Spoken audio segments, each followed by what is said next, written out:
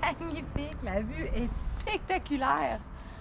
OK, on n'est pas en Toscane, on est en Umbria, la province juste au-dessus de la Toscane, mais c'est un paysage idyllique. L'image que vous avez en tête de l'Italie, de la Toscane, de cette région si centrale de l'Italie, c'est ça. Des cyprès, des champs, des collines vallonnées, c'est magnifique. L'avantage de venir dans une destination moins populaire, c'est clairement que le logement en vaut la peine. Regardez ce qui nous est offert aujourd'hui pour un prix très raisonnable. Un appartement entier dans une ancienne bâtisse de la vieille ville de Orvieto. Je vous montre la terrasse. Là, on a une vue là, spectaculaire sur la ville. Ça donne vraiment le sentiment italien qu'on recherche quand on vient en voyage ici. C'est complètement fou. Je vous montre ça.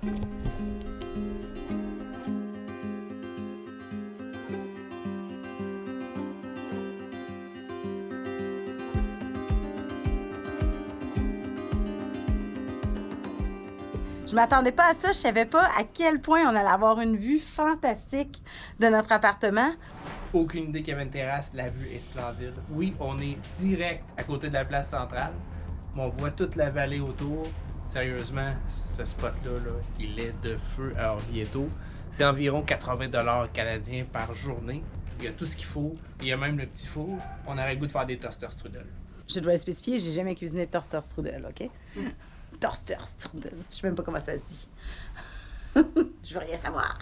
À Orvieto, on déguste un blanc de Orvieto avec notre repas. Nous sommes allés faire nos emplettes au marché du village pour faire le plein de produits locaux et délicieux. À 2 pas du Duomo, on a trouvé l'endroit parfait pour manger la meilleure porchetta de Orvieto. Et ce sandwich était complètement décadent. Il était énorme. On a pris un à truffe, on a pris un avec les aubergines qui était excellent. À 10 $ le sandwich, on parle de méga deal. Le vin maison était bon même. Ça, c'est assez surprenant. Là. On s'est délecté du vin maison. Avec ça, on avait quoi? Ben, de l'eau. Et puis, sérieusement, très satisfait d'Orvieto. Il n'y a que du fun dans la place. Slow travel. Les troupes sont quoi? On est slow, on relaxe, c'est Orvieto. Chaque belle ville en Italie a son Duomo. Celui-ci, Orvieto, c'est un des plus beaux que vous allez trouver. Sans blague, là, il est impressionnant avec la sortie de la rue. Les mosaïques sur la devanture sont complètement spectaculaires. J'ose même pas imaginer en plein soleil. Mais aujourd'hui, on le prend comme il est. Le Duomo, toujours là pour nous.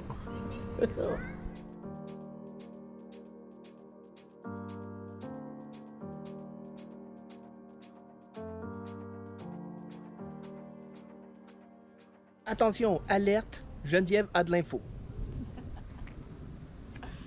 On vous présente Orvieto, qui est une commune de la région de l'Umbria, a été fondée entre le 7e et le 1er siècle avant Jésus-Christ par les Étrusques, une population qui a ensuite été conquise par les Romains. Les Étrusques y ont trouvé ici une montagne de tuf, donc résidu volcanique qui forme la montagne et qui est facilement travaillable. Donc on en a construit une ville souterraine en grande partie d'ailleurs. L'apogée de la ville a eu lieu à l'époque médiévale. Elle a même concurrencé Sienne dans la région comme étant la plus grande capitale commerciale.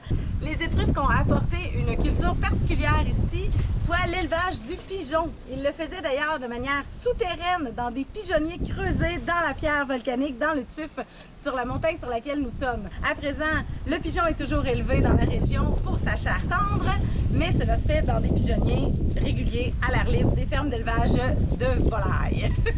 Il est apprêté de plusieurs manières différentes dans les différents restaurants de la ville. On a eu droit à 2 exemplaires, version sauce aux olives noires, particulièrement appréciée, ou une version farcie encore plus délicieuse. C'était franchement extraordinaire. Enthousiaste? J'adore manger des pigeons. Nous sommes en pleine saison de la truffe et on en profite et dégustons des pâtes parfaites qui la mettent en valeur. La suite du repas fait honneur à la région et à l'automne avec une soupe à l'orge, un mijoté de sanglier et du lapin à la pistache. Décidément, la Trattoria dell'Orso, meilleur resto gourmet de la ville. Puits historique ici à Orvieto. Ça fait tellement longtemps que j'en rêvais. On descend dans le puits. Ah, mon Dieu! C'est complètement fou, ça. Quand même, ça reste hot. Ah, ça reste fou. Oh, il est cru, là. Ce puits spectaculaire, nommé Puits de Saint-Patrick, a été construit en 1527 par le pape Clément VII, qui avait fui Rome après le sac de la ville par Charles Quint. Donc, En cas de siège de longue durée, ils avaient peur de manquer d'eau. Ils ont construit ce puits spectaculaire pour l'occasion. Il y a une énorme concentration de boutiques d'artisans dans la ville d'Orvieto, que ce soit dans le cuir, les bijoux, les vêtements, la céramique.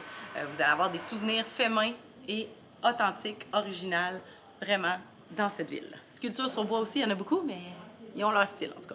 Pas le mien. Et ce qui est complètement fou, il y a un peu de monde, mais sans blague, il n'y a pas beaucoup de monde. Peut-être que Rick Steve en a parlé, il y a quelques Américains, mais sinon, c'est vraiment des locaux qui vivent ici. Ici, vous prenez le train, 1 heure, vous êtes à Rome, 1 heure, vous êtes à Florence. Donc, on dirait qu'il y a quand même beaucoup de locaux qui y restent. Beaucoup de petits bars, de bons restaurants. Sérieux, pit stop de feu, Orvieto. On se dépêche, on a un coucher de soleil à voir en haut d'un tour. T'es arrivé à la dernière minute. Commence à faire chaud sur mon petit jacket. Tout ce que vous allez entendre, c'est nous qui soufflons. C'est ça la bande son de la tour. Nous autres qui reprennent notre souffle. Mais regardez comme c'est joli derrière moi.